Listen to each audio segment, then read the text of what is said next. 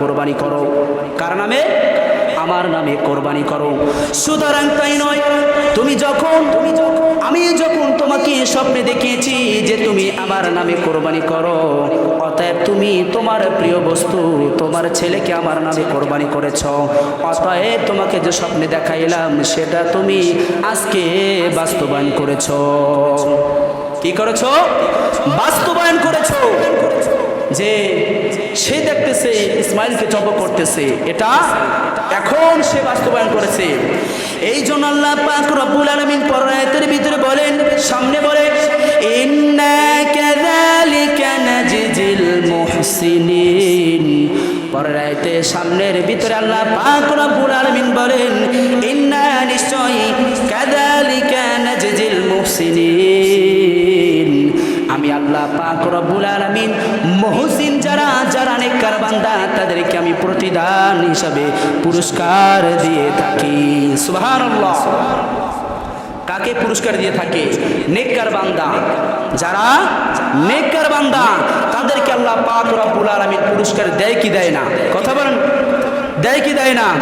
যারা নেক হিসেবে চলে, সৎভাবে চলে, আল্লাহ পাক রব্বুল আলামিন তাকে নেক হিসেবে পুরস্কার হিসেবে সাজা দান করে। কথা বলেন ঠিক কিনা? সুতরাং তাই নয়, আল্লাহ পাক রব্বুল আলামিন পরের আয়াতের ভিতরে বলেন ইন্না হাযা লাহুয়াল বালাউল মুবিন। পরের আয়াতে আল্লাহ পাক রব্বুল আলামিন বলেন, কোন কিসসা খানি বলতেছি, সব কোরআন থেকে বলতেছি কিন্তু।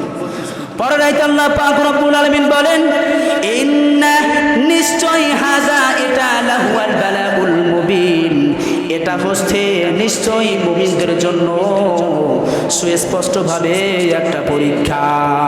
কথা বলেন ঠিক কিনা? কি বুঝতে কি কোনো কষ্ট হয়? নিশ্চয় এটা মুমিন বান্দাদের জন্য, যারা নেককার পরহেজগার তাদের জন্য এটা সুস্পষ্ট একটা পরীক্ষা। কথা বলেন ঠিক কিনা? এই জন্য আল্লাহ পাক রব্বুল আলামিন পরের আয়াতের ভিতরে বলেন ওয়াফাতাইনাহু বিযিবহিন আযীম।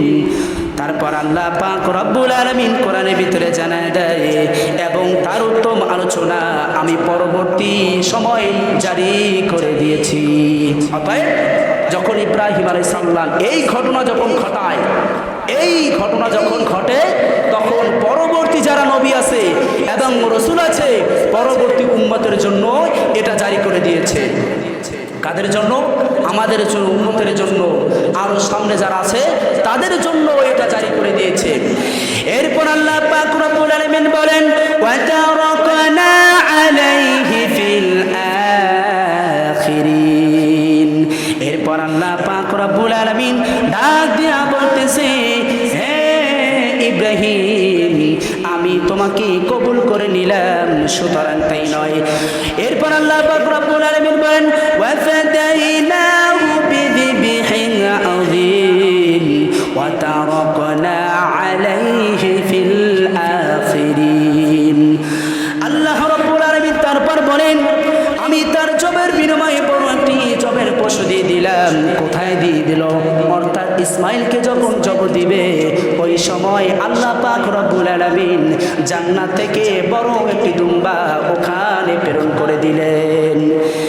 এর থেকে পরবর্তীতে যত নবী রাসূল আছে তার থেকে জারি হয়ে গেল যে এরপর যত থাকবে ততই ভাবে কোরবানি এভাবে শুরু হয়ে যাবে।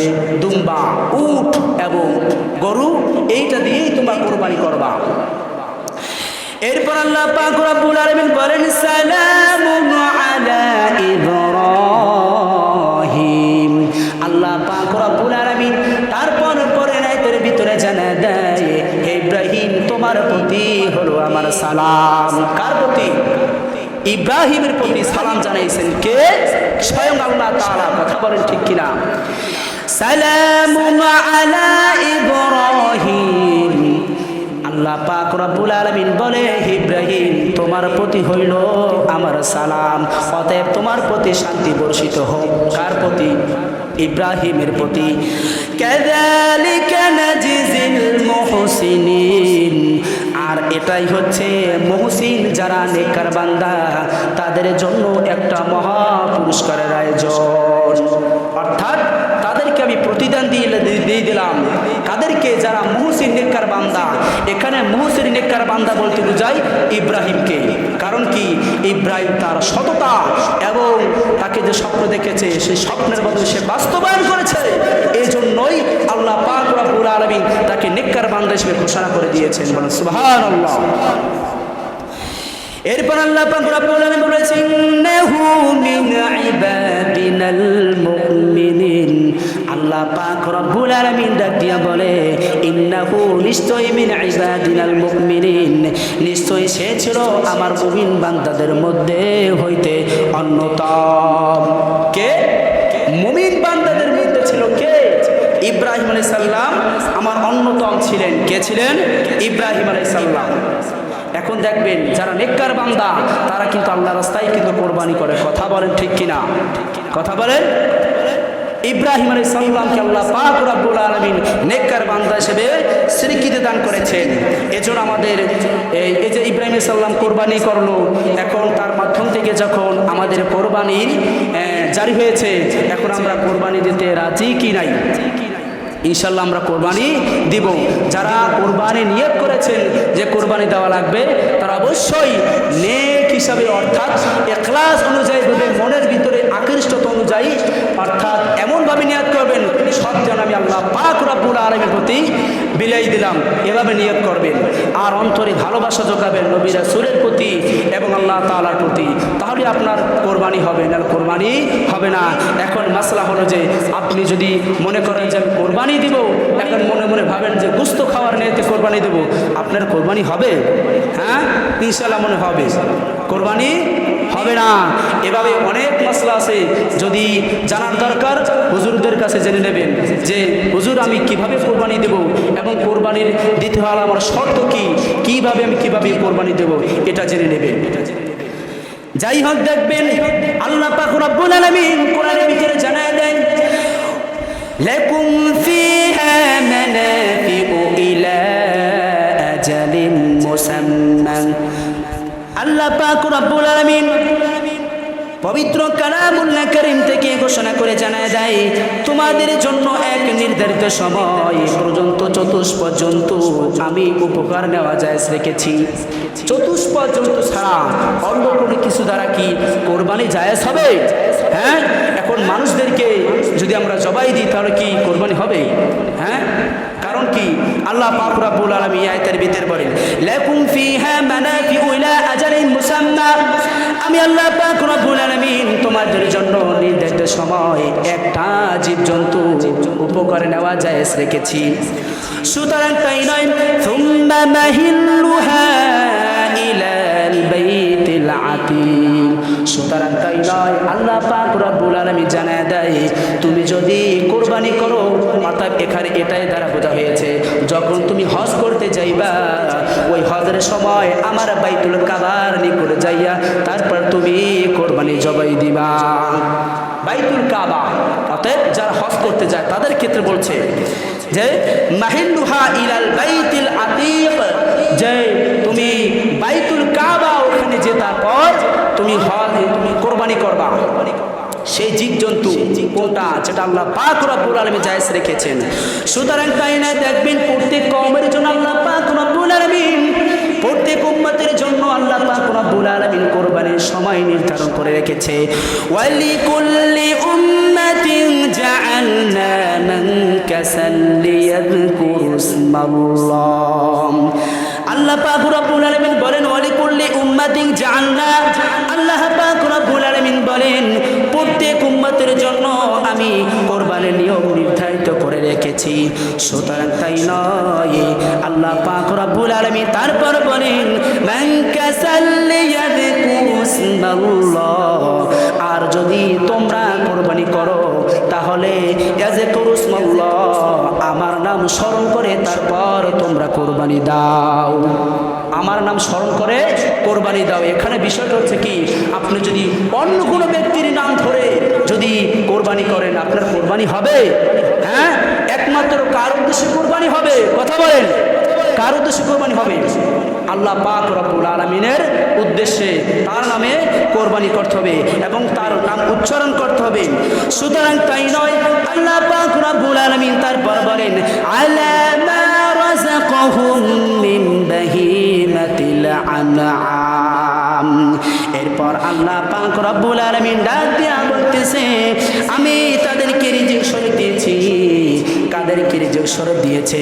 যারা আল্লাহ পাক রব্বুল আলামিনের নামে কুরবানি করে এবং এতিম গরিব মিসকিনদেরকে খাওয়ায়। কাদেরকে খাওয়ায়? এতিম গরিব এবং মিসকিনদেরকে খাওয়ায়। এরপর আল্লাহ পাক রব্বুল আলামিন বলেছেন ফাইলাহুকুম ইলাহু ওয়াহিদ। আল্লাহ পাক রব্বুল আলামিন পরের ভিতরে জানায় দেয়, সামনের ভিতরে জানায় দেয় যে তোমরা যখন কোরবানি করবা তখন তোমরা এক আল্লাহ তাআলার মাধ্যমে কোরবানি করবা, অর্থাৎ আল্লাহ তাআলাকে এক হিসেবে জানাইয়া তারপরে তোমরা কোরবানি করবা। অতএব আল্লাহ তাআলা যে এক, এইটা তোমাদের ভিতরে থাকতে হবে। তোমাদের ভিতরে যদি না থাকে তাহলে তোমরা মুশরিক হয়ে যাবে, কাফির হয়ে যাবে। অতএব সুতরাং তারই আনুগত্য করো এবং বিনয়কারীদেরকে সুসংবাদ দাও। এরপর আল্লাহ পাক রব্বুল আলামিন বলেন ফালাহু আসলিমু। এরপর তোমরা আনুগত্য করো। কার আনুগত্য করবা? একমাত্র আল্লাহ পাক রব্বুল আলামিনের আনুগত্য করো। ওয়াবাশশিরিন, আর সুসংবাদ দাও মুখবিতিন, যারা বিনয়কারী তাদেরকে সুসংবাদ দাও।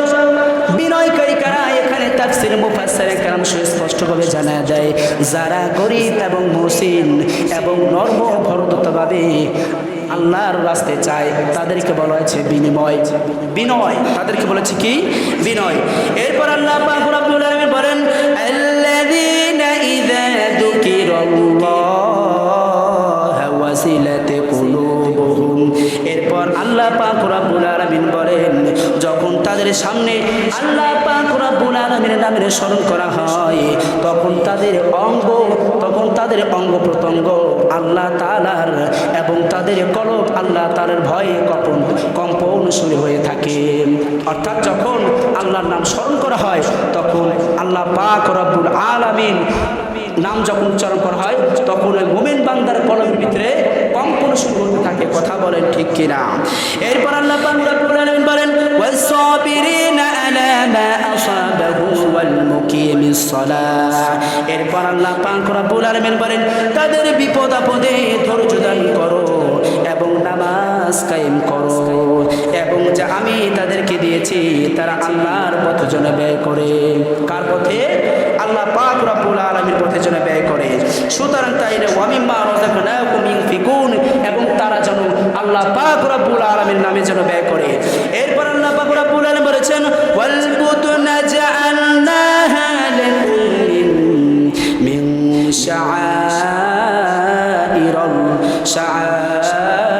শাআইরিল্লাহি লাকুম ফিহা খায়র।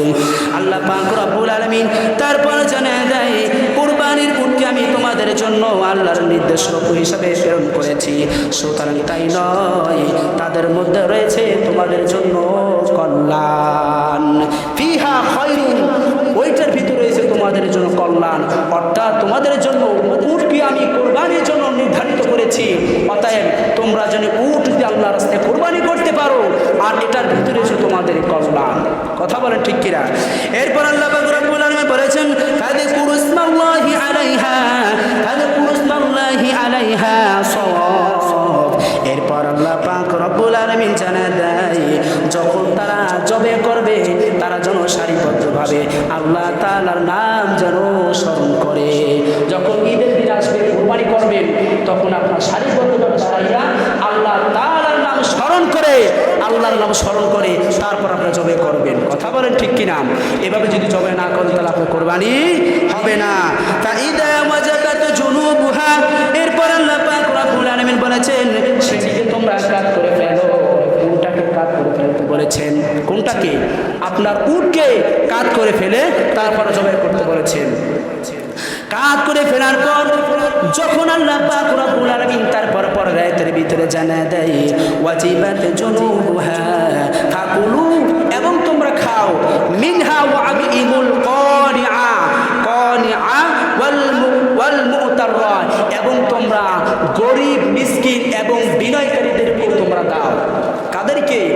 বিনয়কারীদেরকেও দিতে বলেছেন। সুতরাং তাই নয়, তোমরা ধৈর্য ধারণ করো এবং মিনতিপূর্বক ভিক্ষাকে তোমরা ভিক্ষা দান করো। যারা মিনতিপূর্বক ভিক্ষা চায় গোশতের জন্য তাদেরকে তোমরা দিয়ে দাও। সুতরাং তাই নয়, আল্লাহ পাক রব্বুল আলামিন বলেছেন কাযালিকা সাখখারনাহা লাকুম লাআল্লাকুম তাশকুরুন। এরপর আল্লাহ পাক রব্বুল আলামিন বলেছেন আমি চতুষ্প জন্তুকে তোমাদের আনুগত্য করে দিয়েছি যাতে তোমরা কৃতজ্ঞতা প্রকাশ করতে পারো। তাশকুরুন লাআল্লাকুম তাশকুরুন, যাতে তোমরা কৃতজ্ঞতা প্রকাশ করতে পারো। এরপর আল্লাহ বলেছেন লা ইয়ানাল্লাহু লুহুমুহা ওয়ালা দিমাউহা ওয়ালাকিন।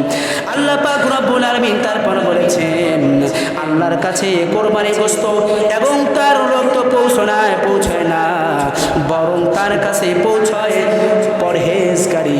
অতএব বান্দার অন্তর কি আছে সেইটা একমাত্র আল্লাহ তাআলার কাছে পৌঁছায়। কথা বলেন ঠিক কিনা? আল্লাহ তাআলার কাছে কি কোনো গোশত পৌঁছায়, কোনো রক্ত পৌঁছায়? পৌঁছায় কি? বান্দার অন্তরের ভিতরে কি আছে সেই পরহেজগারী কিনা, বান্দার অন্তরের ভিতরে কি আছে সেইটা যে আল্লাহ পাক রব্বুল আলামিনের কাছে যাইয়ে পৌঁছায়। এরপর আল্লাহ পাক রব্বুল আলামিন বলেছেন ওয়ালাকি ইয়ানালুহু তাকওয়া মিনকুম কাযালিকা সাখখারাহা লাকুম লিতুকাব্বিরুল্লাহা আলা মা হাদাকুম।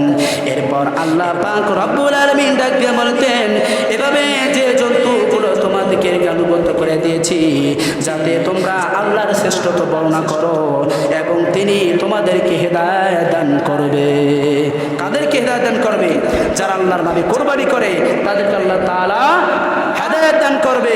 সুতরাং তাই নয়, আল্লাহ পাক রব্বুল আলামিন বলেন ওয়াবাশশিরিল মুহসিনিন, এবং আমি সুসংবাদ দিয়ে দিলাম যারা মুহসিন নেককার বান্দা তাদেরকে আমি সুসংবাদ দিয়ে দিলাম।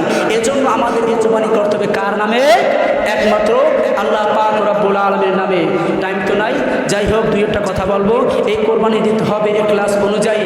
দেখবেন যখন আপনি কোরবানি দেন, কোরবানির সওয়াব কিভাবে হয়? যখন একটা গরু কোরবানি দেন, ওই কোরবানির যত পশম আছে ওই পশমের বিনিময়ে আপনার নেক হয়ে থাকে। বলেন সুবহানাল্লাহ। সাহাবায়ে কেরাম জিজ্ঞাসা করলেন ইয়া রাসূলুল্লাহ, ইয়া হাবিবাল্লাহ, আমরা কোরবানি কিভাবে দিব? সাহাবায়ে কেরাম জিজ্ঞাসা করলেন ইয়া রাসূলুল্লাহ, ইয়া হাবিবাল্লাহ, আমরা কোরবানি কিভাবে দিব? তখন আল্লাহর হাবিব সাল্লাল্লাহু আলাইহি ওয়াসাল্লাম ডাক দিয়ে বলতেছেন তুমি কোরবানি দিবা আল্লাহর রাস্তায় একমাত্র ইখলাস অনুযায়ী। যদি ইখলাস অনুযায়ী কোরবানি না দাও তাহলে তোমার কোরবানি কি হবে না। কি হবে?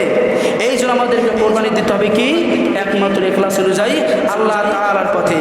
আল্লাহ তাআলার পথে যদি কোরবানি না দেন তাহলে কোনোদিন কোরবানি হবে না। আর কোরবানিটা কিভাবে দেবেন? কোরবানি দিলে কি সব? আল্লাহর হাবিব সাল্লাল্লাহু আলাইহি সাল্লাম বলেছেন ক্বালা আসবাহা রাসূলুল্লাহ সাল্লাল্লাহু আলাইহি ওয়াসাল্লাম ইয়া রাসূলুল্লাহ মা হাদিহিল আদহিয়্যু ক্বালা সুন্নাতু আবিকুম ইব্রাহিম সাল্লাল্লাহু আলাইহি ওয়াসাল্লাম ক্বালু ফামা লানা ফিহা ইয়া রাসূলুল্লাহ ক্বালা বিকুল্লি শা'রাতিন হাসানা ক্বালু ফাসু ইয়া রাসূলুল্লাহ قال بكل شعرة من الصوف حسنة। আল্লাহর হাবিব সাল্লাল্লাহু আলাইহি ওয়াসাল্লামকে সাহাবায়ে কেরাম করলেন ইয়া রাসূলুল্লাহ এই কুরবানির হাকিকত কি? আল্লাহর হাবিব সাল্লাল্লাহু আলাইহি ওয়াসাল্লাম ডাক দিয়া বলেন এটা তোমাদের পিতা হযরত ইব্রাহিম আলাইহিস সালামের একমাত্র সুন্নাত। ইব্রাহিম আলাইহিস সালামের একমাত্র সুন্নাত। সাহাবায়ে কেরাম জিজ্ঞাসা করলেন ইয়া রাসূলুল্লাহ, ইয়া রাসূলুল্লাহ, এতে আমাদের কি ফায়দা রয়েছে? কাকে বললেন? নবীকে বললেন এতে আমাদের কি ফায়দা রয়েছে? আল্লাহর হাবিব সাল্লাল্লাহু আলাইহি ওয়াসাল্লাম তখন ডাক দিয়া বললেন এর প্রতিটি পশমে একটি করে নেকি লেখা হয়ে যায়। এর প্রতিটা পশমে একটি করে নেকি লেখা হয়ে যায়। সাহাবায়ে কেরাম আবার জিজ্ঞাসা করেন ইয়া রাসূলুল্লাহ, ইয়া হাবিবাল্লাহ, তাহলে ভেড়া এবং দুম্বার ক্ষেত্রে কিভাবে সব হয়? ভেড়া এবং দুম্বার ক্ষেত্রে কিভাবে সব হয়? এর বেলায় কিভাবে সব হয়? তখন আল্লাহর হাবিব সাল্লাল্লাহু আলাইহি ওয়াসাল্লাম ডাক দিয়া বলেন হে আমার সাহাবায়ে কেরাম, যখন তোমরা ভেড়া এবং দুম্বা জবাই দাও ওই জবাই দেওয়ার দেওয়ার সাথে সাথে সাথে ওর প্রত্যেকটি পশম যা আছে প্রত্যেকটি পশমের বিনিময়ে একটি একটি করে নেকি লেখা হয়ে যায়। সুবহানাল্লাহ।